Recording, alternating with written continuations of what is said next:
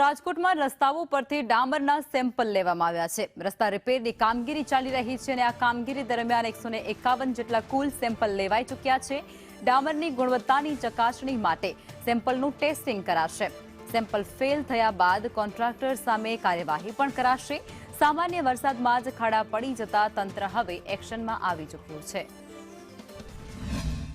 રાજકોટમાં આ વર્ષે વરસાદ ઓછો અને ખાડા વધુ પડ્યા છે, જેના કારણે નાગરિકોની ફરિયાદો પણ વધી છે।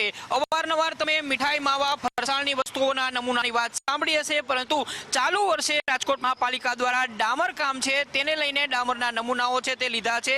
રાજકોટ શહેરના 18 વોર્ડની અંદર અત્યારે ડામર કામ ચાલી રહ્યું છે। રસ્તાને દુરસ્ત કરવાની કામગીરી કરવામાં આવી રહી છે, પરંતુ આ વર્ષે પહેલી વખત ડામરના નમૂના છે તે લેવામાં આવ્યા છે અને એ પણ એક બે નહીં, 18 વોર્ડની અંદર 151 જેટલા ડામરના નમૂના લીધા છે। આ નમૂનાઓ જો નિષ્ફળ જશે તો કોન્ટ્રાક્ટરની સામે કાર્યવાહી કરવાની વાત છે મહાપાલિકાનું તંત્ર કહી રહ્યું છે।